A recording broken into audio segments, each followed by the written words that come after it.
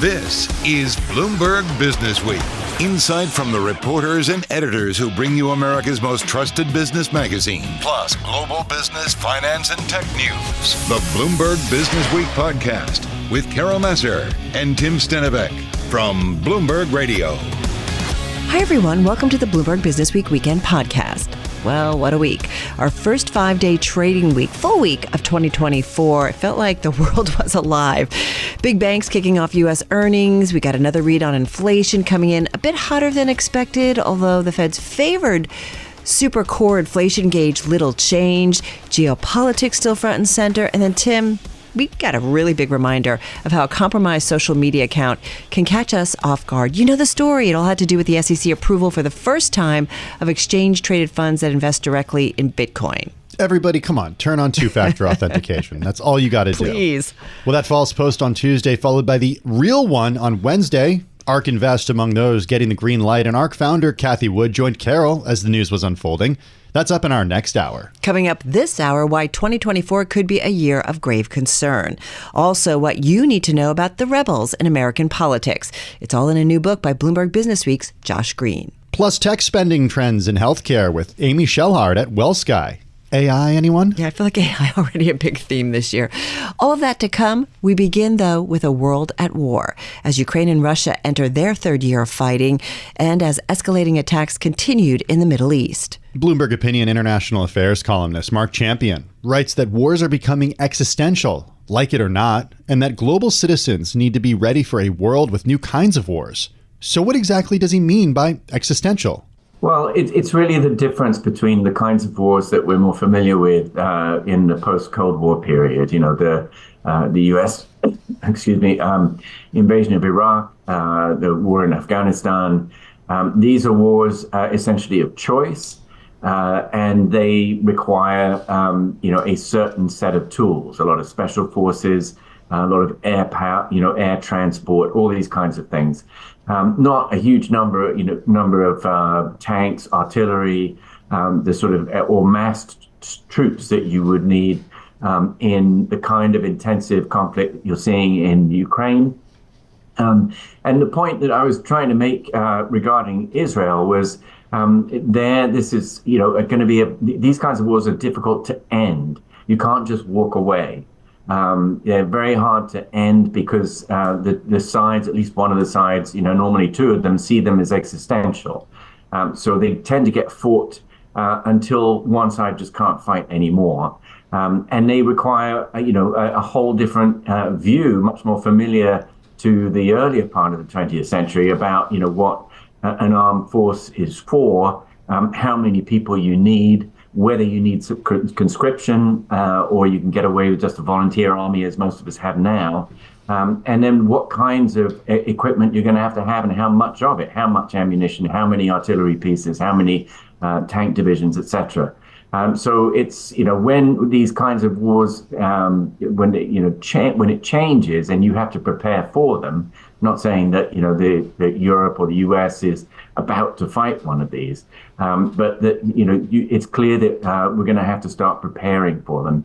And that requires a lot of decisions by governments, a lot of explanation to their populations about, why you might have to have conscription, for example, and why they might need to be paying more tax. Hey, Mark, can you, before we get to that, I just want you to explain with some historical context how an existential war, what happens after an existential war ends? What are the consequences of a war being existential? I mean, it sounds like it's pure destruction. Well, the consequences are mainly about how they are fought. So, the two sides are, if you look at the war that's going on in Ukraine at the moment, the Ukrainians will throw everything into it. And they are trying to mobilize. At the moment, President Zelensky is talking about mobilizing another 500,000 troops. Russia has had several rounds of partial mobilizations, and you need a lot of manpower. And the way they are fought, there's a much higher tolerance for casualties among your troops, and casualties among civilians on your side, on the other side. And this is one of the things that you're seeing in Israel, where Israelis see this as an existential fight. They see what Hamas did on October the 7th. Hamas, of course, is publicly committed to the destruction of Israel, that this is what the destruction of Israel would mean. And therefore, there's a kind of disconnect between the outside world when they see what's going on in Gaza and the way that Israelis see it. But it has big implications for, how long these things will tend to go on and how they will be fought. How they end or what happens afterwards, that's a slightly different matter. But, we have several, you have the example, we all, historically lived through it in World War I, World War II. These were all existential wars. Right. I think about, my dad and his three brothers all fought in World War II in some way or another. And his youngest brother really wasn't of age, but because his other brothers were there, he just went and signed up and they took him because he's like, we're all in this together and we've got to fight. Having said that, I do think about, the willingness of some countries and their soldiers willing to fight to the bitter end is what you're kind of saying versus other countries. Because does the U.S., in your view, and some of the developed European nations, do they have that will to fight to the bitter end? Well, this is the thing, at the moment, this is a war being fought. These are two wars, right? So one's being fought between Ukraine and Russia, and the other is being fought between Israel and Hamas. And in neither case is the U.S. or Britain or France or Germany directly involved. But they do take a side. They're supporting them and are committed to do what it takes to make sure, for example, that Ukraine succeeds. But there you have this disconnect is very important because there is a big question as to whether, and we're already seeing it happen, as to whether, countries that aren't actually facing an existential threat are willing to make the kinds of, pay the kinds of prices and costs that countries that feel it is existential and are involved in the fight directly are willing to make. But it makes it is very important. It makes me wonder too. There's a line in your column: the appetite to take on U.S. interests and allies is growing in a multipolar world where countries such as China, Iran, and Russia now have greater means to do so, at least in their own backyards. And I do wonder: does it put some nations, including the United States and others, at risk because of that unwillingness to fight to the bitter end? Well, the U.S. is in a very privileged position in the sense that it has two large oceans between it and any rival power. So this is something that has been more of a wake-up call for Europe because Europe doesn't end at a particular point. Russia is part of Europe. Parts of Russia are part of Europe. Ukraine is part of Europe. There is a sort of understanding that we're entering a different world here, and that there can be a threat. These things are very, history is difficult to predict. There is a different view. You just had the Internal Markets Commissioner of the European Union. He just went to the Parliament yesterday, European Parliament, and said, I think we need $100 billion, or euro rather, $100 billion euro fund to fund greater defense production and to do more of that together so that we're, getting more bang for our buck, precisely because we can't rely on the U.S. To always be there. He specifically talked about the possibility of Donald Trump getting a second term, and also because the threats that we face are clearly changing. Right. And I know there's an individual you spoke to in the story that you highlighted, Mick Ryan, a former general in the Australian Army, who says politicians everywhere need to understand themselves and explain to their citizens that the next half century will be different from the last half century and that they are going to have to prepare. So you're talking about different levels of taxes, defense spending, and mobilization, a very, very different environment that we have gotten accustomed to really globally. Very thoughtful piece, and so appreciate you, Mark. I know it's a little bit later out there in London, so really appreciate that you would share that with our audience. Mark Champion, Bloomberg Opinion International Affairs columnist. Be sure to check out his story and more from Bloomberg Opinion on the Bloomberg terminal, of course, at bloomberg.com/opinion. Yeah, check out this piece. It's talks a lot about the tolerance for casualties and how that's higher because it's an existential war. Very different feeling and mode than what we've been in.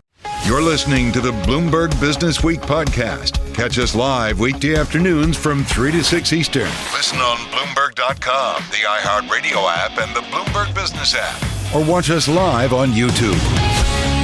When it comes to risks overall, engaging and analyzing their impact, the Eurasia Group is always a go-to, and the company's report on top risks predictions for 2024 points to a year of grave concern. So let's get into it and to some of the risks with Eurasia Group Chairman Cliff Kupchan. He is at the Bloomberg News Bureau in Washington, D.C. Cliff, so nice to have you here with Tim and myself. I want to say welcome and Happy New Year, but I feel like it might not be a good year. There's lots of reasons out there. Is that a fair assessment? And is it more than any other year in recent time? We just dealt with a global pandemic a few years ago. Go back in 2008, we had a global financial crisis. We've had some really big things that we've had to deal with as an individual, as an American, as a global citizen. I think what separates this year from recent years is the number of wars going on. We have two kinetic wars going on, Ukraine and Israel, Hamas. And that's a lot of wars. I think we have to ask ourselves, why two kinetic wars? But in addition, and the way we like to think about this report, there's really three wars. It's the two I've mentioned, and about to begin is the U.S. against itself, which in many, many ways will be the world's more serious war because it pertains to the world's lone remaining superpower. Three wars with no guardrails, three wars that we think have no leaders that can really fix the problem. And three wars where the two sides don't even necessarily agree what the war is over. And that's really pertains to the United States. So, yeah, I think risk is a thing that we always worry about, but this year it's got a real edge to it. Does it feel like investors are ignoring the risk out there? I mean, we're almost at all-time highs on the S&P 500 right now. I think on the potential for escalation in the Middle East, there's a bit of a head in the sand thing going on. I mean, for instance, I would be surprised if the U.S. didn't hit the Houthis pretty soon in Yemen. Wow. How's Iran going to react? Don't think they'll do much, but I sure hope they don't. I think that's one aspect in which investors have their head in the sand. But the bigger one is what's about to go on in this country. We're about to see President Trump get the nomination in a couple of months, and then, we're in a new era. We're in an era where he gets the media, he controls the funding, he controls the TV. He'll pressure on Biden to do something on Iran because Trump will be way to the right of him on Iran. The Ukrainians are going to wonder if they're ever going to see another dollar from this country again, which I think is a very good question. So I think the main risk that, at least over the medium term, the U.S. isn't going to tank anytime soon, but if we see another Trump presidency, I think everybody's going to ask themselves, is the U.S. good for its promises? Is the U.S. the haven, the safe haven for money that it's been since the Second World War? Those kinds of questions are going to be on us. Cliff, I've got to say, this whole idea of the U.S., basically at war with itself, against itself, and really the division and questioning American democracy.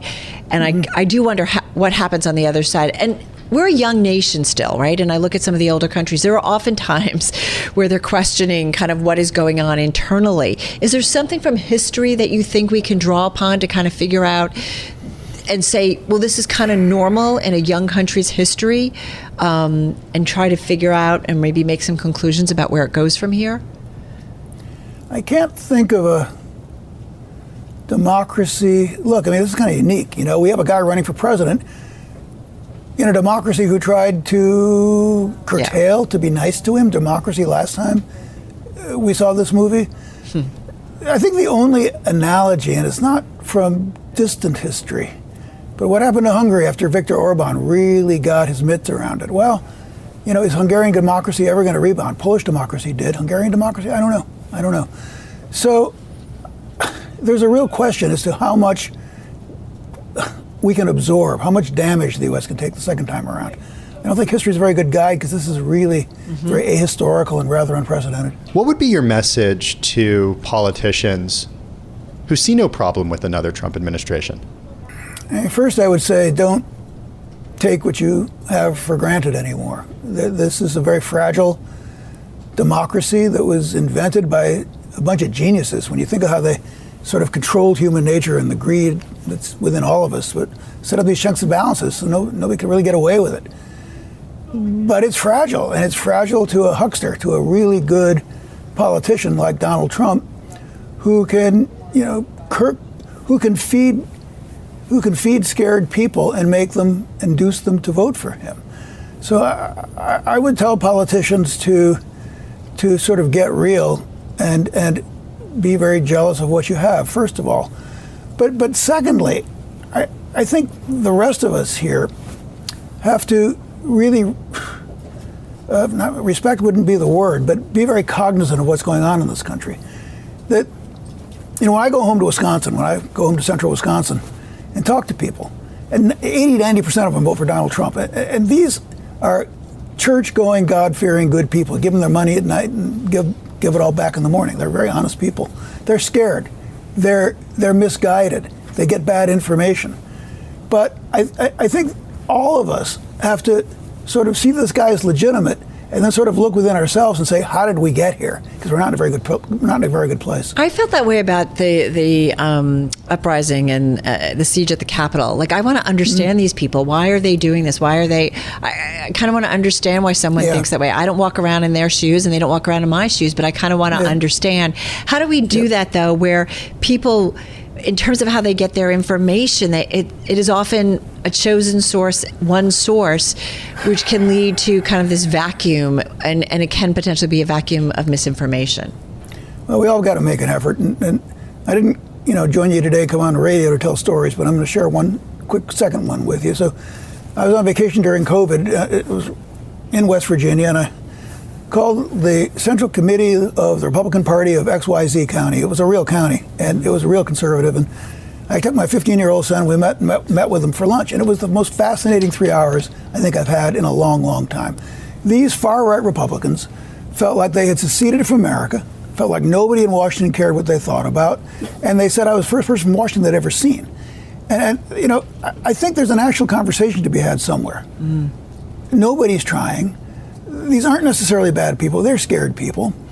But I think there's got to be some kind of trust between these two poles that are just widening and widening and widening. There's got to be some place in the middle where we can have a conversation, because we all are decent people. We all come from the same founding fathers. But nobody's trying right now. We're all just getting further and further into our nativistic corner. So the trend line's not good. I don't think it's inevitable, but it's not good. Well, you may have not come on to tell stories, but we certainly wish you did, because we feel like it's very, realistic. No, in terms of what's going on, and really resonates and plays to some of the risks. As you say, the number one risk that you guys have identified is the U.S. versus itself, which is just wild. Come back soon. Do you think we'll get 20 seconds come out in a better way, or it's 50-50 at this point? Well, let me say that there are really good stories out there. Yeah. Mexico, after Ms. Sheinbaum is going to be, I think, a really good president of Mexico. Modi's going to get reelected. India's headed in a good direction. There are good stories, and I think we should, next time I come back, maybe we can do the good news, because there's good news. All right. Okay. Promise. It's a deal. You open invitation. So appreciated. Eurasia Group Chairman Cliff Kupchin joining us from our bureau in Washington, D.C.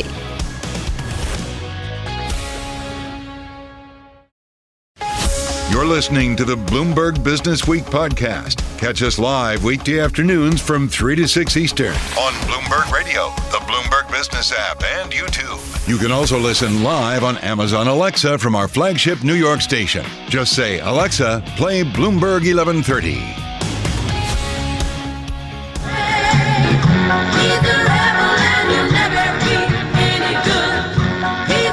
All right, everybody.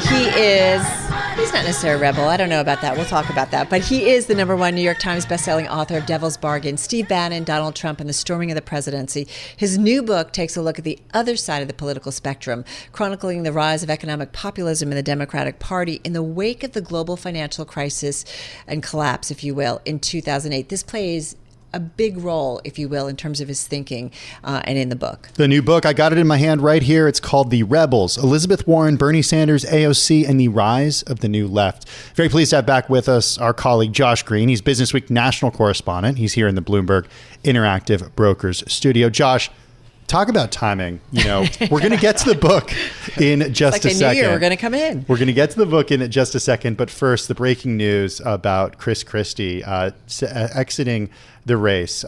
He's actually caught disparaging Nikki Haley and Ron DeSantis as he exited the race. You wrote a big profile of Chris Christie back at the end of last year, August of 2021, I should say, talking about how he's absolutely, totally, 100% anti-Trump for now. From the beginning, it was a long shot presidential candidate, but let's get your reaction. Yeah, I mean, to me, Christie was always kind of the most interesting guy in the race. Always going to be a long shot, but, blunt, obnoxious, unafraid to kind of speak truth to power, and just from a kind of a journalistic standpoint, super entertaining guy and fun to be around. So I actually went out and traveled with him. I was in New Hampshire, South Carolina, kind of watching how people reacted to him. And I got to be honest, even then, you could tell what his problem was going to be. He'd have these town hall events and people would flock to them, and I'd go talk to them after, and like half of them were Democrats. Like the problem is the appeal that Chris Christie has is not to hardcore Republican primary voters. It's to people who don't like Donald Trump. And yes, that's a narrow sliver of Republican voters, but what it mostly was kind of aggrieved Democrats who liked to hear a Republican beating on Trump. Who'd have thunk when you, or did you think when you wrote your first book that, Donald Trump, was he just going to be kind of a one-off, or was he going to be something that was so pivotal to the Republican Party and really such a part of, I feel like, every political conversation? I mean, by the time I wrote my first book, 2017, Devil's Bargain, was about the rise of Trump and Bannon in that campaign. Trump was in the White House, and it was pretty clear, like, to me anyway, this wasn't going to be a one-off thing. I mean, Trump and Trumpism are here to stay. I mean, whether or not he avoided, indictment or this or that, or could like win re-election, I think was and is an open question. But such a powerful force of personality, you could see already the way he's dominating Republican politics in a way that's made it just impossible so far for challengers, including Chris Christie, to knock him off his throne. Is it just the personality? What is it? Because I was trying to think, is there somebody of another politician, in our lifetime that obviously maybe didn't cause what some would say the chaos, but was also just so charismatic and just had that personality? In a very, very different way, I think Barack Obama did for Democrats. I mean, it was almost like this kind of religious ecstasy when you would go to Obama events when he was first running, even back when he was still a senator, and people were just so excited about that. It's a similar phenomenon when you go to Trump events, that this is, the people in the crowd think this is not just another politician. This is someone special, and being here, seeing them as like some kind of a quasi-mystical experience. There have been others, but it's really, really rare. Josh, if we are to make comparisons to your first book, Devil's Bargain, about Trump and about Steve Bannon, together with this book, which is about sort of the same thing happening on the left, the first thing that comes to mind for me is that Republicans have been so much more successful, it seems like, in embracing the extremist portion of their party. That is the Donald Trump wing of the party. I mean, look, Mike Johnson is speaker, for example. Exactly. Yeah. No, I think, look, when Trump's version of right-wing populism was so intrinsically appealing to Republican voters that, like, it took over the party in the span of a month. I mean, I remember actually traveling, down to the border with Trump and Bannon when he was first running. And at the time, he was still this kind of controversial, quasi-crazy seeming guy who seemed like he'd be a fun news cycle, maybe a flash in the pan. And then like a month later, he's dominating Republican polls, and he's never looked back. Not quite the same experience on the left. I mean, there was definitely a similar populist phenomenon in the sense that there really was this left-wing backlash to Obama in the financial crisis among Democratic voters. You could see it in the rise of Warren, and you could especially see it in the rise of Bernie Sanders' presidential campaign in 2015. He, too, really kind of caught fire and suddenly had these big national audiences, somewhat in the way Trump did with Republicans, but he never took over the entirety of the Democratic electorate, the Democratic Party, in the way that Trump did on the Republican side. We're talking with Josh Green, his new book out, The Rebels, Elizabeth Warren, Bernie Sanders, Alexandria Ocasio-Cortez, and the struggle for a new American politics. What's interesting, Josh, is I feel like so many conversations we still have around this table, political or other, business, we talk about the pandemic impact, right? And kind of where we are, where we were, and how it continues to affect us as a society. But the 2008 financial crisis is such a crucial part of your book.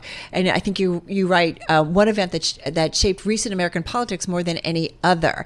Talk talk to us about the importance of that event and how it continues to shape us. I mean, so to me, as a kind of middle-aged Washington reporter / author historian who's been on the scene for a while, the 2008 financial crisis is the tectonic event in modern American politics. And it was clear at the time it was going to be a big deal, but I don't think we understood the aftershocks from that earthquake. And you could see it initially in the rise of the Tea Party movement and Occupy Wall Street, both of which I covered. You could see it in the rise of the populist right, Donald Trump, Steve Bannon, outlets like Breitbart News, the way that took over the Republican Party. But what interested me for this book was that there was really a similar phenomenon on the left. And like the one on the right, I think it really stemmed from economic issues, and that broad sense of anger and economic dislocation, not just from the crash, but from the austerity and job loss that followed in the recovery. That really shaped American politics in 2016. Weirdly enough, the book is kind of bookended by a second economic crisis, the COVID crash. But what's happened since then, I think, has been less economic driven and more cultural driven. And partly that's because Trump and Biden both instituted a very successful economic response to the COVID crash. Big stimulus, all kinds of middle-class support. It wasn't just Wall Street. It was also Main Street. It was more more Main Street than Wall Street this time around. And I think you see that in the robust economic numbers we're seeing today.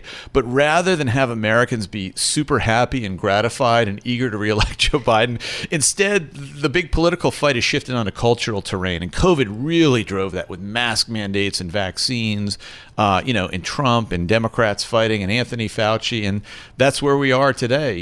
Economically better off, but still as Americans kind of angry in each other's throats. Do you think in any world, Josh, there could be a singular candidate who could unite both populist wings of each party? I used to, but I really don't. Because of the cultural stuff, Because of right? the cultural angle, yeah. I mean, look, you can look today at Donald Trump's policies and at Joe Biden's policies, and on economics, there's real populist overlap. Biden kept Donald Trump's tariffs.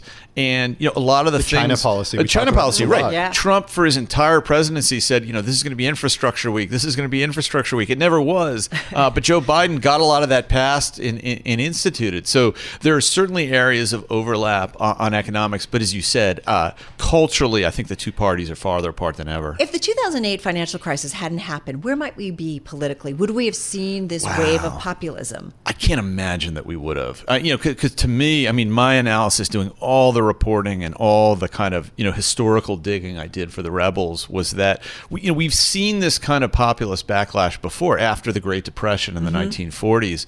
But if there hadn't been a crash in 2008, I don't know what event would have been there to kind of generate that backlash. Maybe it would have been maybe it would have been about something else. Who knows? Yeah. But I don't think it would have been an economic populist backlash. And would then a Donald Trump have made his way to the White House? Boy, it's I know hard. it's It's funny. It's hard for me to imagine he would, but I wouldn't rule it out, because Trump is such a natural entertainer. Not to go off on too big a digression. In the last book, Devil's Bargain, about the rise of Trump, I did a big chapter on how Trump, when he was on TV, had huge appeal to black audiences, to minority audiences. They loved The Apprentice. So I could imagine an alternate universe in which Trump had run as this kind of bipartisan, centrist entertainer, celebrity figure who just got everybody excited and united the country. But that obviously is not the world we've wound up in. What is so wild at the end of the day is Trump is hardly the picture of the populist who he is set to appeal to. This is a guy who's Is it Trump money. Tower or Mar-a-Lago? Exactly. Flies on private jets everywhere, calls himself a billionaire. Whether that's true or not can be debated. Hey, speaking of characters, I want to get to a couple of the characters that you highlight in The Rebels. Elizabeth Warren, Bernie Sanders, Alexandria Ocasio-Cortez, and the struggle for a new American politics. Your new book that came out yesterday. I want to go to AOC because it was such a shock in 2018 when she ended up beating Crowley in the Democratic primary and essentially becoming the new face of, at least for young Democrats out there, progressive politics. What is her future in the party? Boy, it's a good question. I mean, she's such an interesting narrative thread in the book because you can trace her genesis from the Occupy Wall Street movement. Like a lot of the people that surrounded her and helped organize that original campaign to knock off Joe Crowley and got her elected were Occupy Wall Street veterans. And so you can trace a line from that economic discontent on the left to her congressional career. I think the path forward for her is really tough to see because she doesn't strike me as someone, at least not right now, who could really hope to win statewide office in New York, senator, governor. I think she's coded as kind of being too radical. Oh, that's interesting. I do. So the obvious path forward to me, and she's kind of hinted and alluded at this, might be in the future in 2028. Maybe she runs for president as kind of a Bernie Sanders style factional Democratic candidate. Certainly she would be the one that would stand to inherit that mantle and that movement if that's what she decided to do. But I think she's still trying to figure out what exactly she wants to accomplish. And I think whether or not Joe Biden wins and how that win or loss is interpreted after the fact will do a great deal to kind of shape the world in which she's going to have to run if she decides that that's what she wants to do. What's important in terms of the world, and I think about our audience who are listening and watching, understand about Elizabeth Warren and her role in all of this? I think really that she is the one that helped shift the Washington Democrats in the direction of this kind of Democratic populism. Bernie Sanders had been around saying these sort of things like since I was a little boy, and nobody really listened to it before 2008. He old, like crocodile. Exactly, viewed as kind of a gadfly, But Warren came in and very skillfully used her platform first as the TARP oversight cop, the kind of bailout before she was in the Senate, just to shift the whole public conversation. I mean, I have a long chapter in The Rebels about how Warren kind of came on the scene and was one of the first people in Washington to leverage YouTube and social media to help shape media coverage. She was a darling of Jon Stewart and The Daily Show back when that was the show that everybody watched. And it really helped change what the Democratic electorate cared about and talked about in a way that forced Democratic politicians to respond. So I think she's been instrumental in kind of shaping the broader contours of the modern Democratic Party, even though she ran for president in 2020 and lost. How much does Joe Biden, you think, listen to her? I think he listens to her a lot. I mean, all you have to do is look at a list like the roster of who's staffing the upper echelons of his administration. A lot of them are Elizabeth Warren people. And I talked to a former Biden official in the book, very much a centrist, not a lefty, who said, look, Warren and Sanders were not controversial people in Joe Biden's White House. We spent all our time worrying about Joe Manchin and Kyrsten Sinema, the centrists who gave Biden so much headache. So I think that's a good measurement of just how far the Democratic Party has shifted in this left populist direction, at least on economics. Hey, Josh, we got 40 seconds left. What happens to the rebels if Joe Biden loses? Boy, that's a great question. I think that it will discredit in the public's eyes, or certainly in the Democratic political world's eyes, a lot of what they've done. And I think it will present a real problem for Democrats moving forward. Because if you just look at the raw economic numbers we see today, it's really been a remarkable recovery in America from that COVID crash. So a lot to be said, I think, on behalf of robust government response to kind of recessions, things like that. But if Biden loses and it's attributed to high inflation and government spending and the policies of people like Warren, Bernie, and AOC, then I think most Democrats are going to reject that going forward, the same way that Democrats rejected Jimmy Carter and his brand of politics in the 1980s. Incredible. It's so wild, given that the policies aren't that removed from one another. It's the cultural stuff. History is so contingent. Yeah. Great stuff. Thank you so much. Thank you, guys. Appreciate all the time. Of course, Bloomberg Businessweek national correspondent Josh Green. His new book is The Rebels, Elizabeth Warren, Bernie Sanders, AOC, and the rise of the new left. Really, the struggle for a new American politics. You're listening to the Bloomberg Businessweek podcast. Catch us live weekday afternoons from 3 to 6 Eastern. Listen on Bloomberg.com, the iHeartRadio app, and the Bloomberg Business App. Or watch us live on YouTube. All right, so we're going to switch gears a little bit, talk a little bit about the healthcare world. According to the Centers for Medicare and Medicaid Services, U.S. healthcare spending grew 4.1% in 2022 for a total of $4.5 trillion.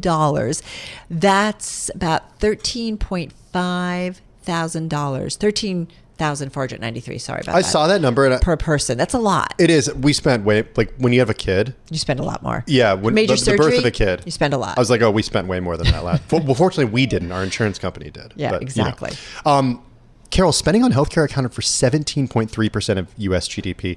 Needless to say, there is a lot of money in healthcare. Our next guest comes to us from WellSky. It's a B2B tech company. It provides tech services for healthcare providers, insurance companies, social services providers, and a lot more. It is backed by the private equity firms TPG and Leonard Green and Partners. The company, Tim, has a great read on the money flows throughout the complex healthcare ecosystem and where efficiency can be found.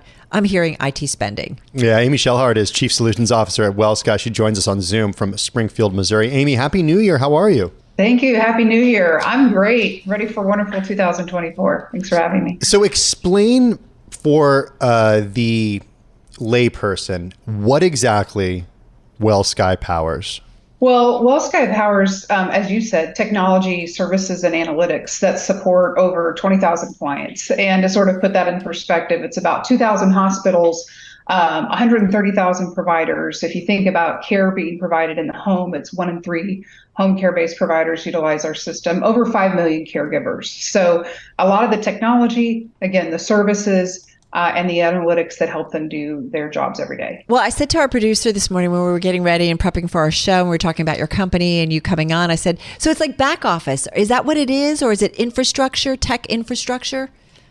It's actually all of that, right? Okay. So when we think of back office, we think of things that power the operations, right? Think of a home health agency, a back office is how do they do scheduling? How do they do billing, right? Those pieces, our solutions do those. But also, how do they deliver care in the home? How do they engage with patients via telehealth or video visits? How do they determine how to assess a patient and what types of content that they need to provide the patient from an educational perspective? We run the full spectrum of all of those, both in home as well as in specialty care areas like LTACs and SNFs, in home infusion, really all of post-acute care. And our solutions also power discharge planning in hospitals as well. So talk to me about what you're seeing from the hospitals, from the insurance companies at the end of last year and going into this year. I mean, Carol said IT spend, certainly a big part of this. How is spending right now?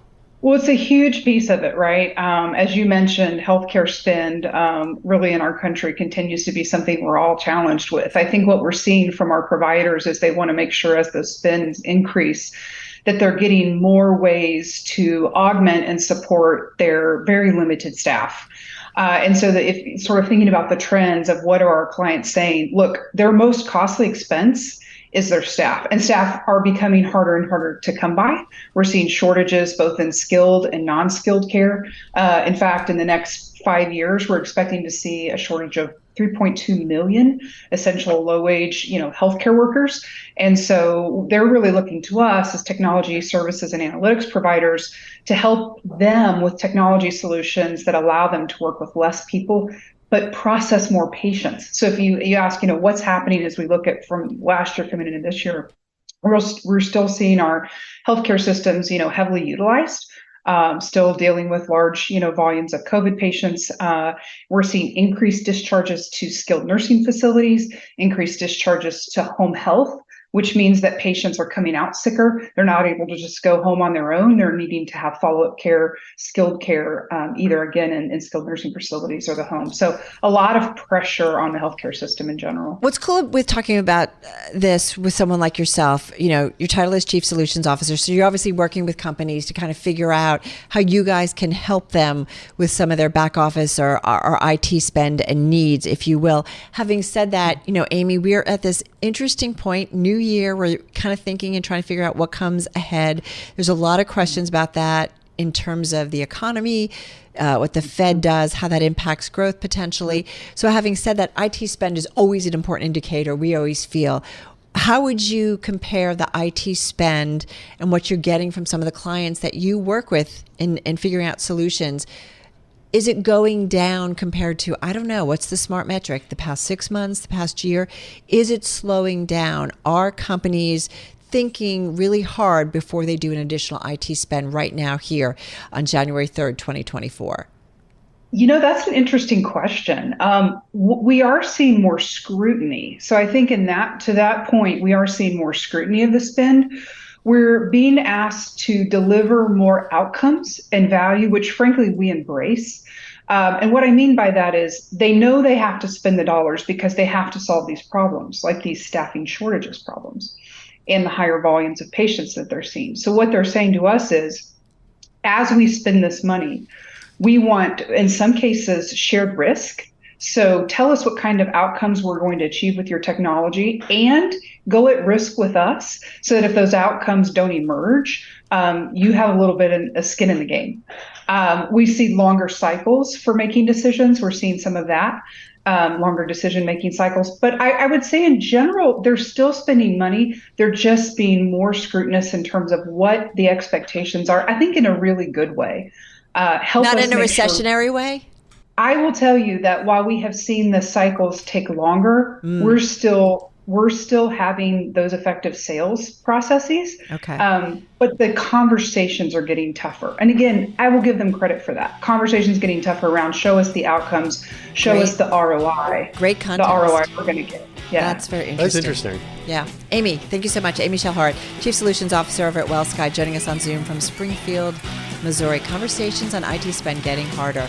That's my thought for the day. This is Bloomberg. You're listening to the Bloomberg Business Week podcast. Catch us live weekday afternoons from 3 to 6 Eastern on Bloomberg Radio, the Bloomberg Business App, and YouTube. You can also listen live on Amazon Alexa from our flagship New York station. Just say, Alexa, play Bloomberg 1130. U.S. regulators for the first time approving ETFs that invest directly in Bitcoin.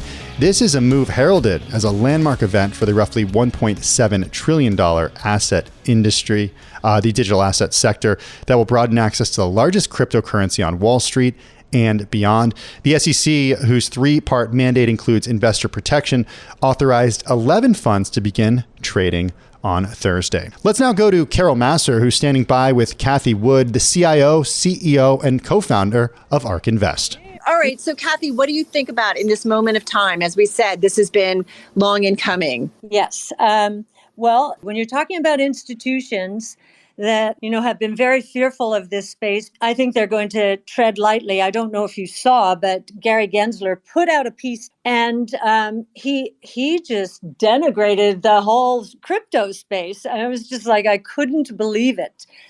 So anyway, it's with that kind of trepidation that institutions are going to have to, work through and do all of their due diligence.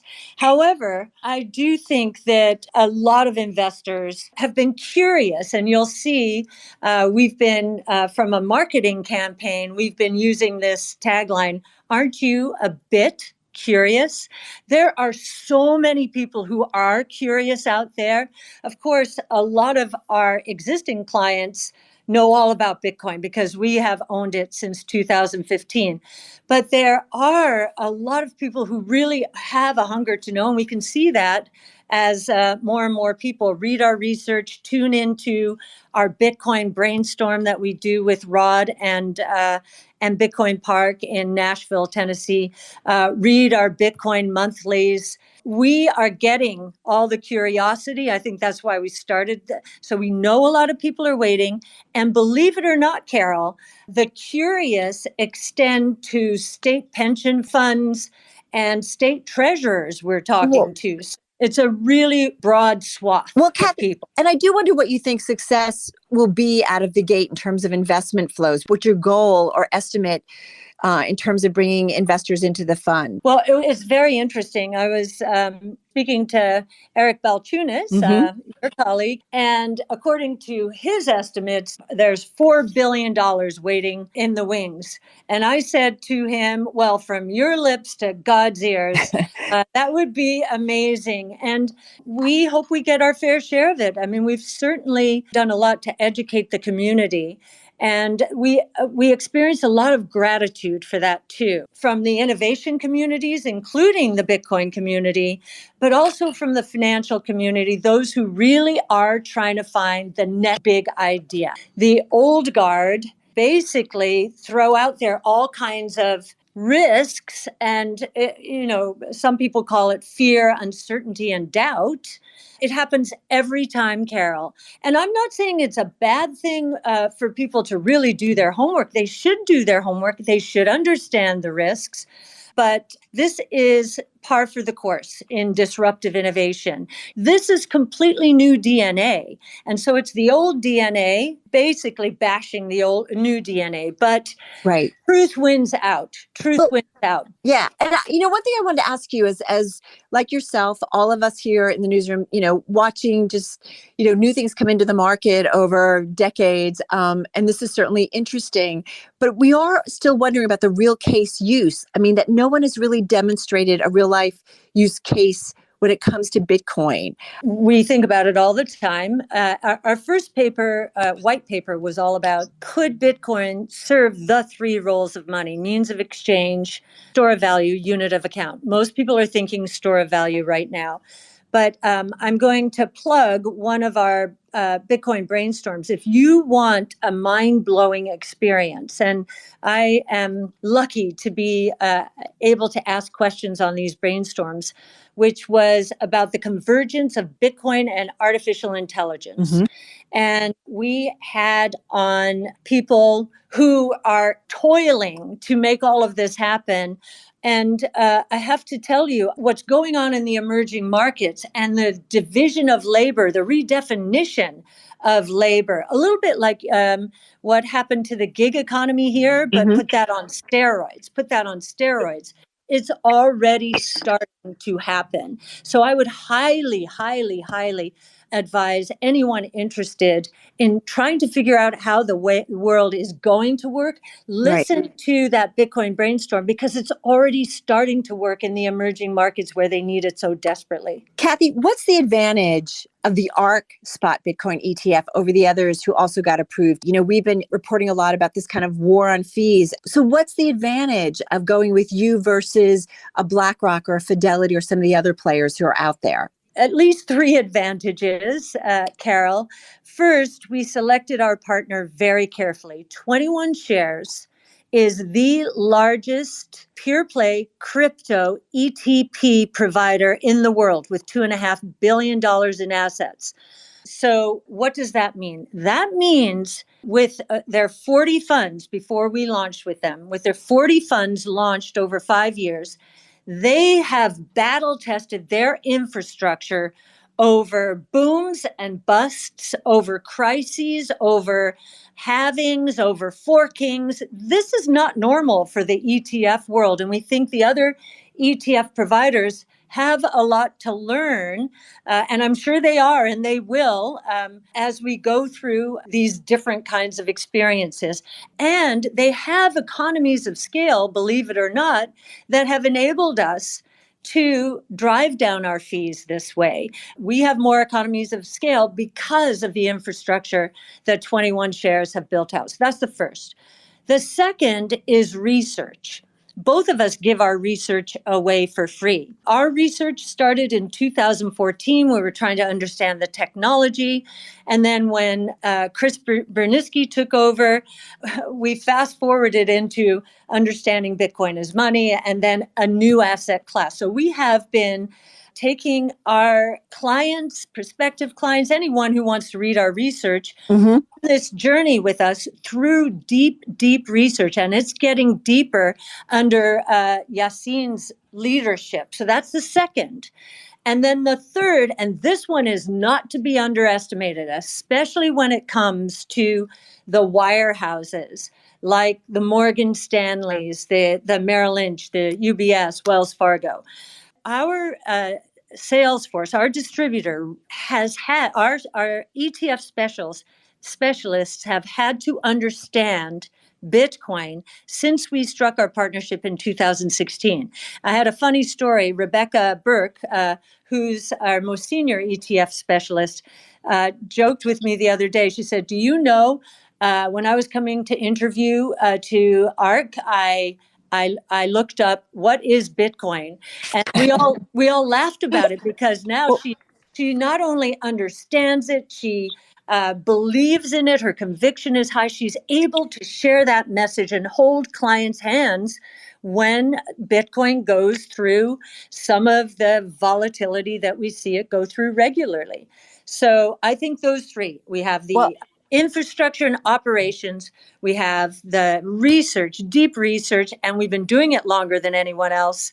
And three, we have a support team, a sales team that I don't think anyone else out there can beat because we've been doing it together for 7 years already. And the same for 21 Shares, more on the institutional side.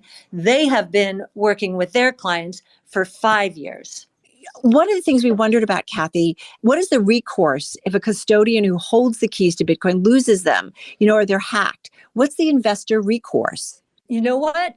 We have with us on this call Ophelia and Haney, who are the founders of 21 Shares. You're talking about infrastructure, operations. This is what I'm talking about.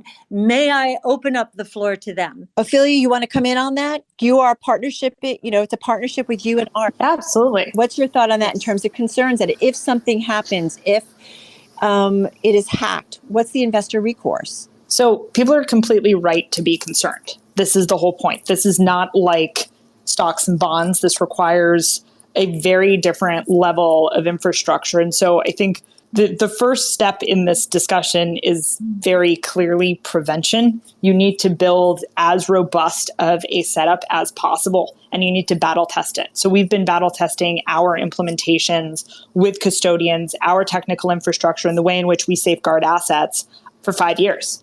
That's the entire point. You can't treat this like any other asset in the world. It's a bearer asset, and it's held in a very technical way. So one of the things that we do is we use a concept called cold storage. That means is that these assets are held offline in wallets that have never been brought into the internet. So you've never used them before, which means that the information related to the private key doesn't exist on the internet. It's sort of you can think of it as the diametric opposite of cloud storage. You essentially end up with a private key that's been sharded.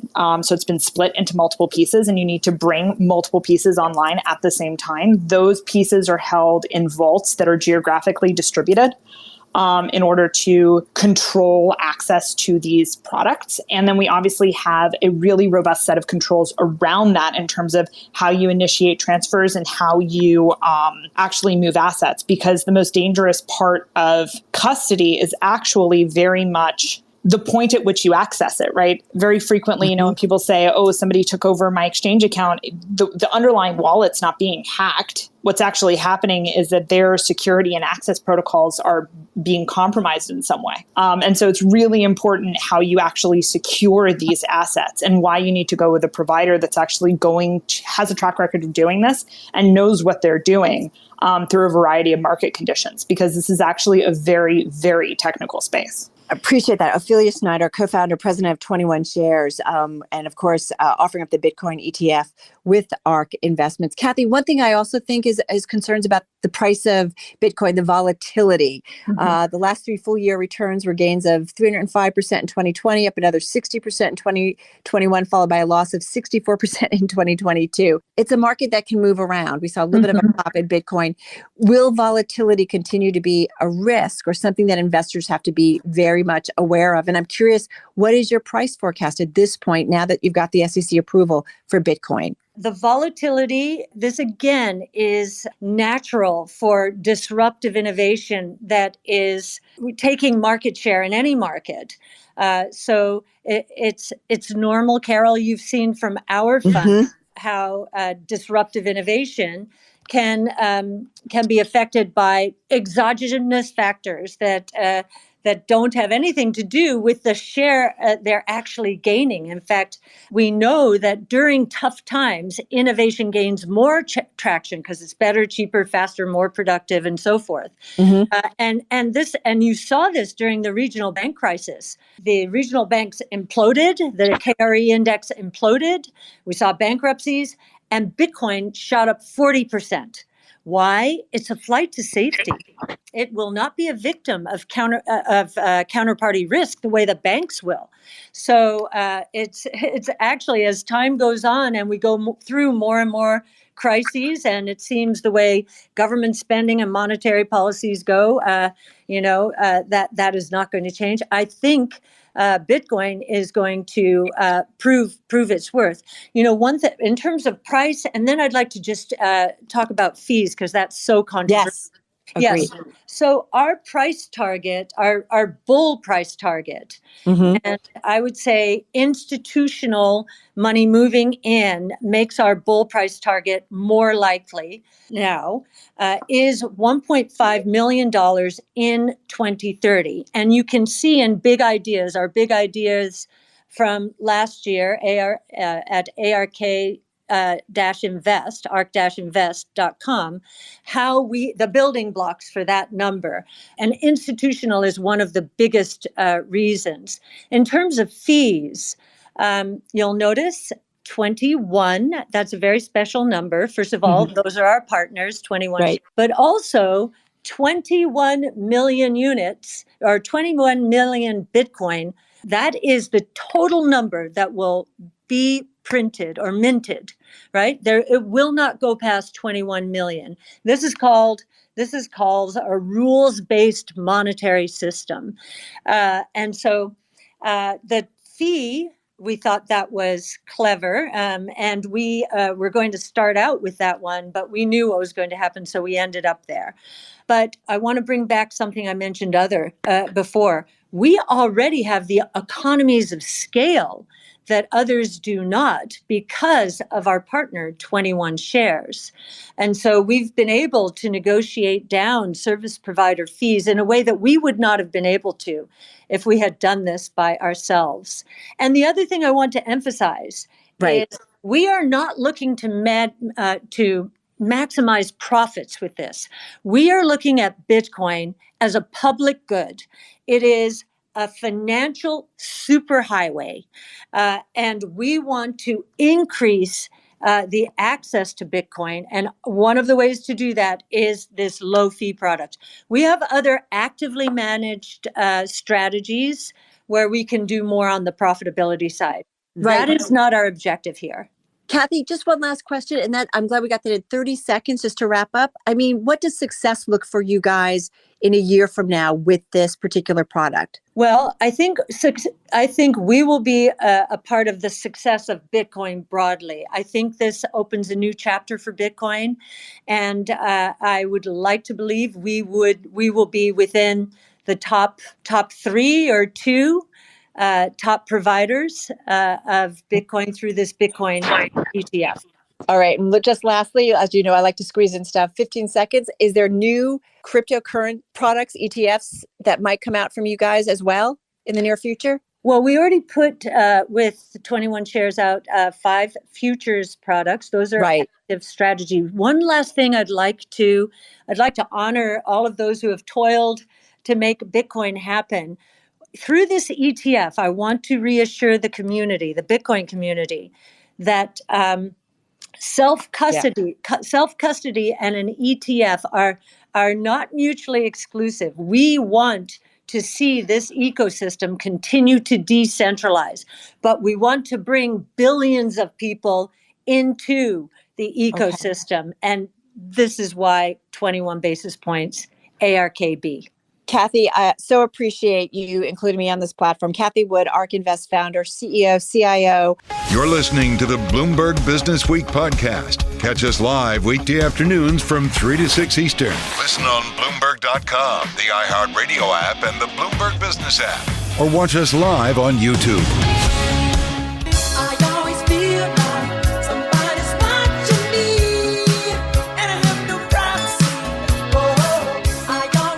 Hey, did you know that Bloomberg Intelligence tracks some 2,000 companies in sectors ranging from finance to food? They watch a lot of stuff. We got a great team. It's like the in-house analysis group, Bloomberg Intelligence. It absolutely is. And you know what they did, Tim? They found 50 companies. Yep, that warrant a closer look based on BI's list of focus ideas. I knew this because it's an annual tradition that Bloomberg Businessweek does. It's a deep dive at the beginning of the year. It combines contrarian views and upcoming catalysts for change, such as new leadership, asset sales or acquisitions, perhaps plans for new products and services, too. Well, the feature is in the upcoming new year-ahead issue of Bloomberg Businessweek, available on newsstands later this week, already online and on the Bloomberg terminal. Let's get to it with Tim Craighead, Senior European Strategist and Director of Research Content for Bloomberg Intelligence out there in London. Joel Weber is the editor of Bloomberg Businessweek. He's right here in our Bloomberg Interactive Broker studio. Joel, always do love this list and how it comes together. Remind our world who are watching and listening how it does actually come together, how these names are chosen. Many conversations, and the analysts at Bloomberg Intelligence, just a great team to work with. And effectively, if I could condense what this project is, they take their whole universe and then squeeze it through a spreadsheet, and what you're looking at is what comes out on the other side. These are not buy-sell recommendations. We're not going to go there. But we do think they're ones to watch. And we have been doing this project for years with this team. It seems like it gets better and better every single time we do it. We do quarterly updates now. A lot of these are these focus ideas that the team has a ton of conviction about.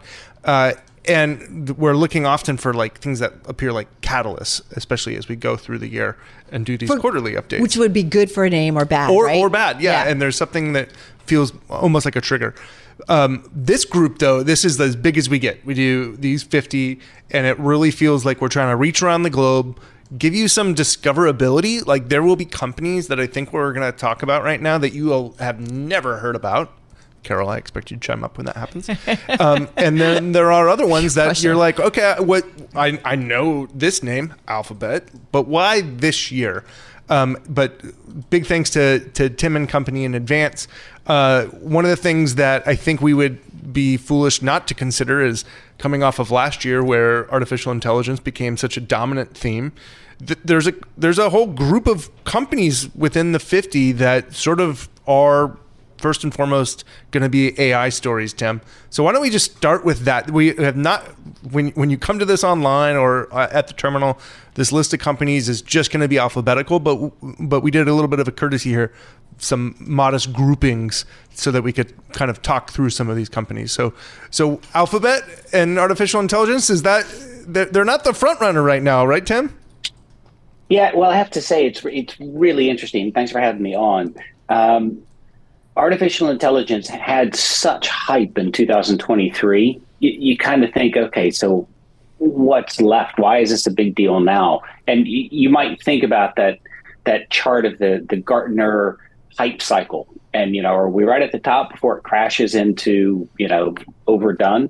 We don't think so. And there's two elements to this. And actually, we just published a pretty important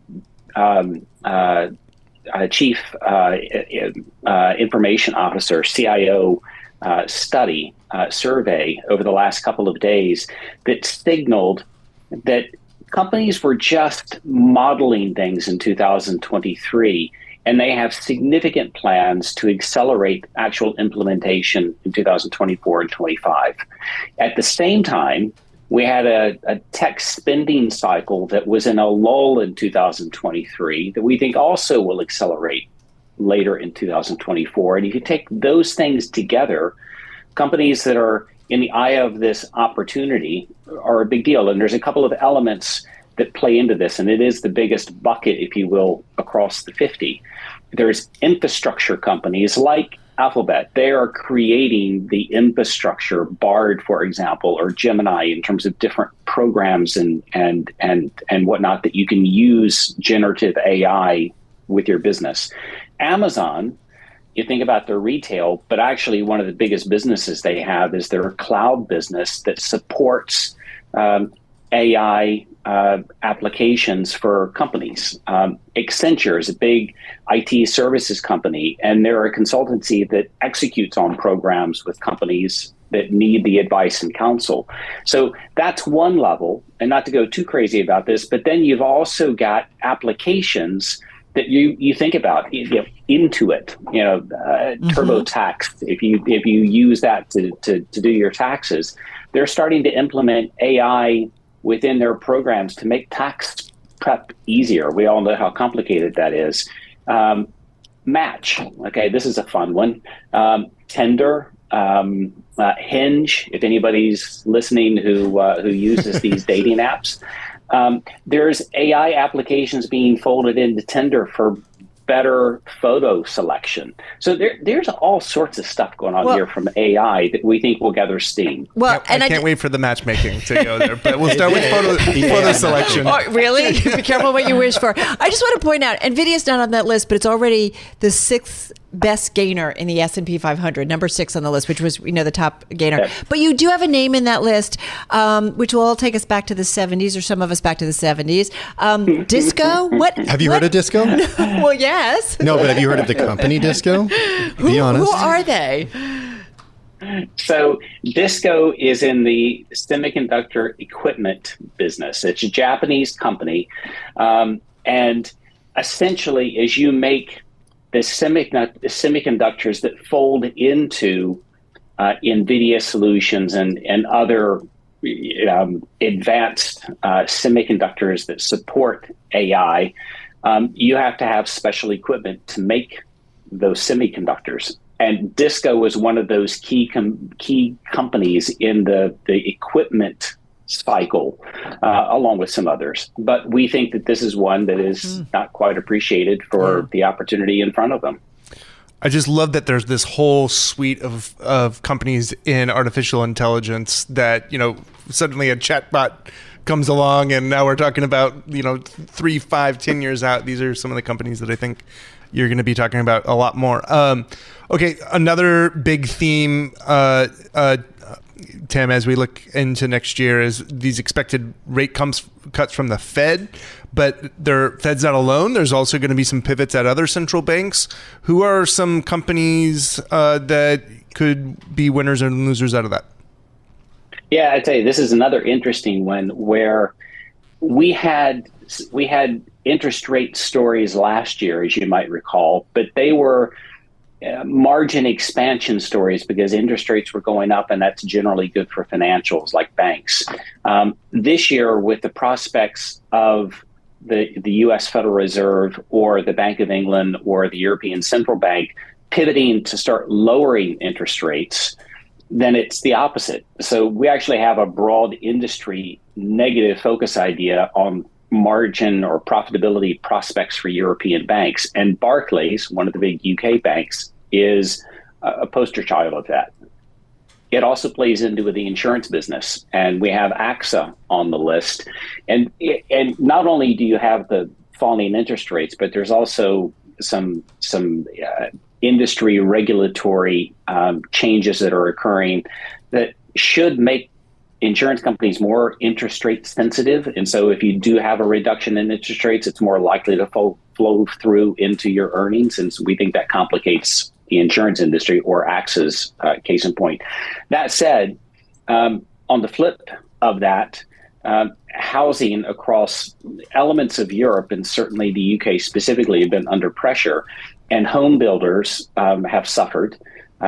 Housing starts are down a lot. A company named Persimmon is on the list under the idea that it's likely to do better than what's anticipated from consensus as interest rates fall and home building starts to pick up again. That was a name I had not heard before the list. Why I love the project. It's like, do you like Persimmons? I do, but they're playing just some affinities there. But the ADR trades in the United States. You can tap into it. Truly, it's just like one of these things you would have never probably ran across a company like that. Isn't and that lo and behold, in the middle of it all is a little bit of analysis. Tim, I got some. There's some companies on here too that I think we're all familiar with. Aston Martin is a company that is categorized as releasing new products. Talk to us about why Aston Martin is one to watch. Yeah, I tell you, if you look at Aston Martin, it IPO'd back a couple of years ago, and it's been a bit of a dud. They've disappointed, even though the company, and you can visualize the cars in a James Bond movie, and they're super cool. It's not quite executed the plan of what was hoped. And as we look into 2024, they've got new sports cars coming up, and they got great names. The Vantage 12, it's a 12-cylinder car, or the Valkyrie, and there's others. They got an SUV, an Aston Martin SUV. And these are all, we think, accelerating growth. They're super high margin products, and we think that that's not yet to be fully baked into what the market's thinking. Okay, so let's see. We've got some M&A. How if that goes down? If we, deals were not exactly high on the list in 2023. If 2024 looks better, like who's to watch? Yeah, so the ones we have on here from an M&A perspective are taking advantage of transactions either that have lined up or that they have planned.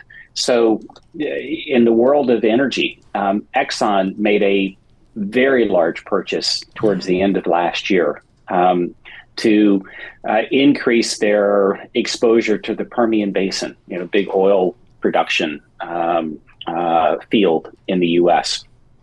And this is going to be a year where they can start to execute on that. And, they have underperformed in terms of their financial performance, the likes of Chevron in various ways. And, this should be an opportunity for them to step things up. Energy transition and all that sort of stuff setting aside. SABIC, Middle Eastern petrochemical company, has also had a big steel business. So they're getting out of their steel business, which should allow them to focus in on petrochemicals specifically. And we do think that there's a fundamental upcycle there going through the year, in particular in the second half. Yeah. So those are a couple of elements there. Well, hey, Tim, just got about a minute and a half left here. Consumer products, we're all focused on the consumer. Can they keep spending? But there's been a couple of companies, I think about Estee Lauder, that's been trying to kind of figure its way forward. You're watching that, Diageo, Aritzia. Just quickly, give us some thoughts on those. Yeah. So there are a whole host of good, big, quality brand companies. If you think about the products themselves, Estee Lauder Cosmetics across all of their brands, Diageo owns a number of high-end spirits. And they've come under pressure over the course of the past 6-9 months for a variety of reasons. Estee Lauder had excess inventory in Asia. Diageo had too much inventory in the U.S. We think that this is a year where that gets normalized and the underlying business of quality high-end product will play through with those two companies, and they'll play catch up. And I have to say, Aritzia, that Super Puff parka, my daughter had to have it. It comes in many, many different colors. Who makes this one? Yeah, they're expanding rapidly across the U.S. from a Canadian base. Really cool stuff. Mm-hmm. Love this list. Well, last little piece of the puzzle, energy transition. We're going to be short on time, but First Solar, BYD, Glencore all on that list. There's many, many, many more categories and companies. What's so great about it is you just get through this and then you go back to it at several points in the year and you're like, oh wow, look what they were talking about at the beginning of the year. So, hey, pay attention to us. Yeah. Okay. That's what I'm saying. Guess what? We're actually smart. Humble brag. Well, the Bloomberg, let's not get ahead of ourselves. No, it's the Bloomberg Intelligence team is smart. Business Week, they're the smart ones. All right, great stuff. Check it out online on the terminals and the upcoming new issue of Bloomberg Business Week, the year ahead issue. So appreciate it. Joel Weber, of course, editor of Bloomberg Business Week, and Tim Craighead of our Bloomberg Intelligence team. It's a killer list. You're listening to the Bloomberg Business Week podcast. Catch us live weekday afternoons from 3 to 6 Eastern on Bloomberg Radio, the Bloomberg Business App, and YouTube. You can also listen live on Amazon Alexa from our flagship New York station. Just say, Alexa, play Bloomberg 1130. The story, first of all, it's based on a most read story on the Bloomberg terminal today. It's about the Wall Street analyst who can deadlift more than 400 pounds, who has the ear of JP Morgan Chase's CEO, Jamie Dimon, someone who's gotten a handwritten letter from none other than Warren Buffett. And it's an analyst who has taken the coveted top spot in the institutional investor poll, a key barometer for Wall Street relevance the past 4 years. We're talking about none other than Wells Fargo banking analyst Mike Mayo, the subject of a profile, Carol, by none other than Sri Natarajan and Bree Bradham. Mike Mayo joins us on the phone from New York City. Sri is here too, Carol, in the Bloomberg Interactive Brokers studio. He's senior He's Bloomberg News senior finance reporter. All right. First of all, Sri, great story. Everybody's reading it. Mike, so great to have you here with us. You are a closely followed voice when it comes to the big banks, which, as we highlighted, has created some very unique and rare experiences for you. Letter from Buffett, Jamie Dimon's listening to you. What for you sometimes has you even saying, wow, this is a pretty amazing access that I have and recognition? How do you feel about all of this? Well, first I'd say wow to the power of Bloomberg Media and what the research journalists dug up on me and the comments they came back with. But I will say it's a right and it's a responsibility. I have the right to call it the way I see it, but I also have a responsibility to do it in a balanced way. But in response to the article, to all the companies that I've analyzed that didn't like my conclusions or didn't like how I highlighted the shortfalls or didn't like when I talked about compensation or didn't like when I go to shareholder annual meetings and ask questions to management in front of their bosses, the board of directors, or just didn't feel like I was on their side, what I say to all those people and all those corporations is, sorry, not sorry. My job is not to win a popularity contest. My job is to call a spade a spade. Why did you want to write? I mean, we know why you wanted to write about Mike. We talk about him when he has a call, but what was it that you wanted to get into, Sri? I mean, arguably, he's one of the most interesting personalities on Wall Street. And here's someone who's been doing bank analysis, right? He's been a bank analyst for more than 30 years, in his fourth decade now. But more importantly, here's someone whose tales go back all the way from the shame of private jet travel with John McCoy, the original dean of Wall Street CEOs, to jousting with Jamie Dimon in 2021, 2022, 2023. He's still there. He's still very relevant. And it doesn't matter what these bank CEOs have to say about him. Privately, they do grumble. They say he has a penchant for grandstanding. They feel he's a bit of a showboat. They feel he's doing things to just needle them. Sri, Mike's here right now. Yeah, I just want you to know, Mike's here. Mike's in the room. I will tell you, Mike and I have had several conversations about this. Mike would completely agree. That is how they perceive him. Yet the fact that he's called back for all of these operating committee meetings at these banks, for the management committee meetings, to talk to their senior leaders, to try and explain to them what they can do better to improve their stock. That tells you all about his staying power. Mike, is that perception that Sri described, some analysts or some executives think of you, is that wrong? This idea, I'm glad we have counterpoint here. In terms of, you're welcome. Anyone? No, in terms of grandstanding, showboating, and some of those other adjectives that corporations use. That's what I've heard now in my fourth decade as a Wall Street analyst. That's what I've heard from corporations when they're trying to control the narrative, when they're very closed-minded. So they don't necessarily say that to my face. So I will say I've been fired, counted 3.5 times in my 30-plus years. And I have asked CEOs and CFOs directly, like when I was fired from Credit Suisse in 2000, what they were saying about me. And they would just say, I think you're too independent for the new firm. And that's exactly what they said when I got fired then. But I would just say it's not one size fits all. So some banks get it. And so the one line I liked in the article, I didn't like at all, is the critical. And that's the way journalism goes. I get it. But the one line I liked came from Jamie Dimon. Mm-hmm. And Jamie Dimon said, differing opinions are okay. And guess what? When you have differing opinions, that's called candor. That's called culture. And in the case of JP Morgan, that's called success. On the other hand, you have a worst-in-class bank going back is Citigroup. The last 25 years, most of that time, especially the first 15 years, it was a very closed-minded culture, a groupthink culture. Don't challenge the leaders enough, and you see what has happened to Citigroup. Now, I think Citigroup has turned the corner. So if that's what they're saying behind the scenes, they're not always saying it to me directly. But over my 30-plus years, I have heard it indirectly or through consequences, such as, like I said, being fired 3.5 times. One little thing. In a world where it's hard to express differing opinions, it's really kind of refreshing to hear you say that. But Sri, come on in, because I'm sure you've got a million questions.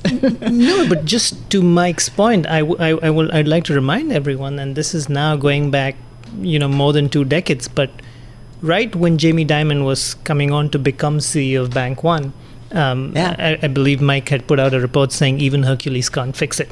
And at that time, that bank felt Mike was rude and not sensitive to their needs, and they tried to ban access and not have him on various calls. Jamie Dimon came in and said, that doesn't make sense. We need to have him on his calls. You can't just revoke access. And oh, by the way, everything he's saying is probably right. Later on, when the JP Morgan Bank One merger happened, it was at an investor day in person. Jamie Dimon actually looked at Mike Mayo and said, Mike, where are you? Stand up, admit you were wrong. That is the kind of banter that the two of them have had. People have called them frenemies over the years. It's not like Mike is always complimentary about Jamie Dimon. It's not like he's always hostile to him, but he calls it as he sees it. And that's perhaps one of the reasons why he's been relevant for so long. Hey, Mike, I wanted to talk a little bit about health and about exercise, and because part of the story talks about the powerlifting that you've gotten into just in the last few years. I did not know about this. I didn't know. So Shri and Bree write that you got to this after 2021, after learning that you had osteoporosis and realizing that you'd broken 15 bones over the course of 5 years. Can you just talk a little bit about, your routine and sort of how powerlifting has it improved your life and sort of the balance between athletics and banking? And Carol, you want to talk I want to get into that, but I just want to mention a headline, the SEC granting approval for Bitcoin ETFs. Okay. So Mike, feel free where you want to go. You can talk about your workouts, but you can also talk about kind of the changing landscape of the financial investment landscape, because I'm wondering if you have any kind of comment on that. Well, I would say that the job of a Wall Street analyst can be very intense, stressful, dynamic, sometimes with long hours when you least expect it. And so, I now work at a Wall Street division of a Main Street bank at Wells Fargo. And, they encourage a work-life balance, and I need it. And so this is my outlet for that. And I was raised during the 70s when it was all about, the book of running, and I ran marathons, and I did cycling. And the last few years, as your body talks to you, you adjust. And, my bones are weak, and I needed to strengthen my bones and do a pivot. So my pivot was to get into strength training and specifically powerlifting. And, I guess I'm that stereotypical person on Wall Street. Like when you go into something, you go all the way. And so it wasn't enough for me to do this. I had to go ahead and compete. So I competed in my first meet a little over 2 years ago, and I got disqualified. I failed.